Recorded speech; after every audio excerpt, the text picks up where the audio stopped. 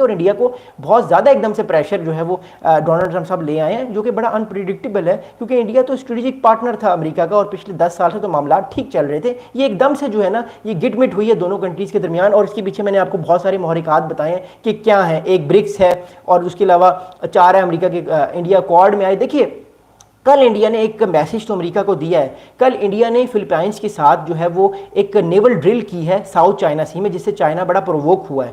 तो एक तो मैसेज इंडिया ने दिया है अमेरिका को कि देखिए साहब, हम आपकी ही तरफ हैं, देखिए हम तो नेवल ड्रिल्स भी कर रहे हैं साउथ चाइना सी में। हालांकि साउथ चाइना सी में इंडिया का कोई काम नहीं है। इंडिया का अगर काम हो तो इंडियन ओशन में हो ना, क्योंकि सारा जो इंडियन ओशन है वो इंडियन नेवल फोर्स के अंडर है। तो असल अगर इंडियन एक्सरसाइज करनी भी होती है इंडिया ने, तो एटलीस्ट वो अपने इंडियन ओशन सी में करता। लेकिन इंडिया ने साउथ चाइना सी वो चौथे मंजिल पे जाके की, because India was giving the message to American कि देखिए हम इस इलाके में भी अपने इन्फ्लुएंस को बढ़ाने की कोशिश करें और चाइना को कंटेन करने में हम पूरे पैसिफिक और इंडियन ओशन में आपके साथ हैं, आप हमें तंग ना करें। But problem is that right now कि डोनाल्ड ट्रंप साहब इन सब बातों को इग्नोर करके फोकस ये कर रहे हैं कि जितना जल्दी हो सके ये रशिया से जो तेल इंडिया ले रहा है, ये रशिया से तेल ना ले, और फिर इसके बाद चाइना भी और ब्राजील भी ये रशिया से तेल ना ले। ध्रुव सिंह साहब बहुत शुक्रिया आपके मैसेज का। क्रिश गेमर भाई बहुत शुक्रिया, मैं आप लोगों के मैसेजेस देख रहा हूं, आप लोग अपने अपने कमेंट्स करते रहे, मैं थोड़ी देर बाद आपके सवालात के जवाब भी दूंगा। थैंक यू सो मच, अपने सवालात आप लोग करते हैं। Love you all guys.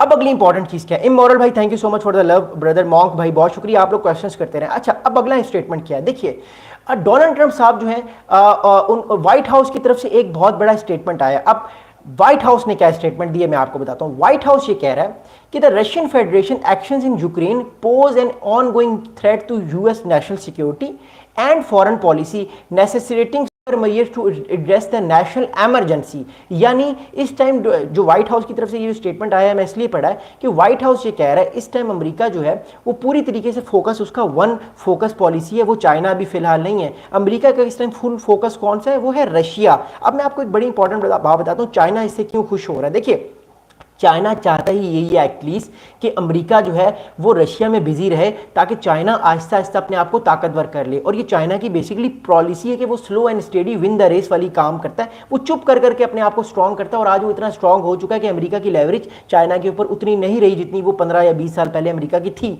अब मसला इस टाइम ये आ रहा है कि अमेरिका ने भी पूरा अपना फोकस एकदम से रशिया पे कर लिया, क्योंकि ये वॉर ऑफ ईगोज है। याद रखिएगा ट्रंप की और इस टाइम प्यूटिन की वॉर ऑफ ईगोज है। प्यूटिन एक ग्रेट पावर के एक प्रेसिडेंट है, रशिया एक ग्रेट पावर है, लेकिन और अमेरिका जो है वो सुपर पावर है। तो ये जो सुपर पावर और ग्रेट पावर में एक तरह का ये जो एक झोंका आ गया, ये झोंका आने वाले दिनों में बहुत ज़्यादा खतरनाक होगा, at least for the Russians and for the NATO countries and even for especially for the Indian, क्योंकि इसका सारा जो गुस्सा है अमेरिका का वो इंडिया पे निकलेगा।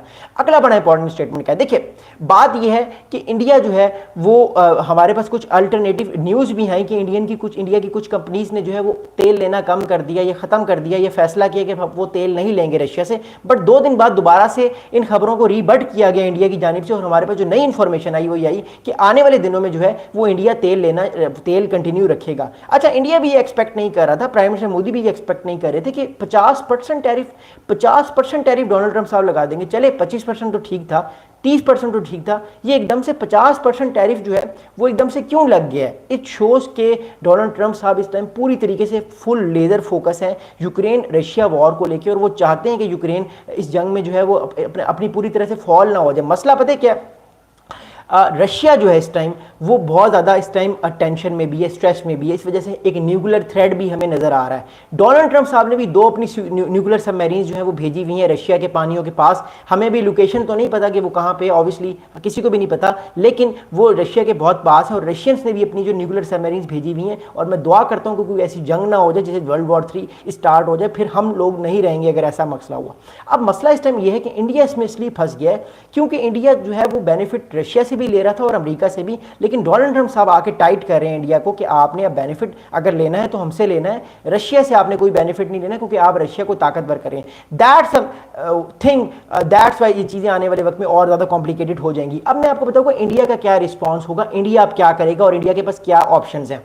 Thank you so much for the message, मैं आप लोगों के मैसेजेस का बड़ा शुक्रिया अदा करता हूँ। I love you all my dear friends. आप लोग अपने अपने कमेंट्स करते रहे, मैं आप लोगों के सवालों के जवाब दूंगा, आप क्वेश्चंस करें। ओके, अब इंडिया क्या कर सकते? देखिए इंडिया ने जो एक ऑप्शन था इंडिया के पास वो तो ये था कि अपने कुछ मिनिस्टर्स को, अपने कुछ नेशनल सिक्योरिटी एडवाइजर्स को या हाई लेवल्स को वो कोशिश करे कि वो भेजे, कहाँ पे भेजे, वो भेजे रशिया में भेजे, ताकि पुतिन साहब से वो बात करें और यूक्रेन रशिया वॉर के मुद्दे पे भी बात करें और मोर इंपॉर्टेंटली ऑयल पे बात करें कि ऑयल वाला क्या मसला है और रशियन डिप्लोमेसी को अपनी तरफ लेने की कोशिश करें। आज मैं इंडिया के बहुत सारे न्यूज़ चैनल्स को सुन रहा था और उसमें रशियंस बिठाए हुए थे, इंडिया टुडे ने भी और भी इंडियन न्यूज़ चैनल्स ने। तो वो जो डिफरेंट रशियन जो आप कह सकते हैं कि रशियन आर्टिकल राइटर्स या रशिया की तरफ से जो स्पोक्स पर्सन थे वो यही कह रहे थे कि अमेरिका जो है वो बुली नहीं कर सकता बार बार इंडिया को। अगर अमेरिका इस तरह बुली करता रहेगा इंडिया को तो अमेरिका जो है वो इस गेम में पीछे रह जाएगा, क्योंकि अमेरिका अभी भी चीज़ों को बिजनेस डील्स के तौर पे देख रहा है, जबकि जो इंटरनेशनल पॉलिटिक्स है वो बिजनेस डील्स नहीं है। दैट्स रीजन वाई आने वाले दिनों में मामला और ज़्यादा डिफरेंट हो सकते हैं। बट अब मोर इंपॉर्टेंट चीज़ ये है, अब मैं आपको बताऊंगा कि अजीत डोवल साहब क्या कर रहे हैं इस टाइम पुतिन के पास। आज उनकी मुलाकात हो और कुछ बहुत अहम जो है वो मौके और बहुत अहम जो है वो मामला डिस्कस होंगे, वो मैं आपको बताऊं। देखिए, पहला मसला जो अजीत डोवल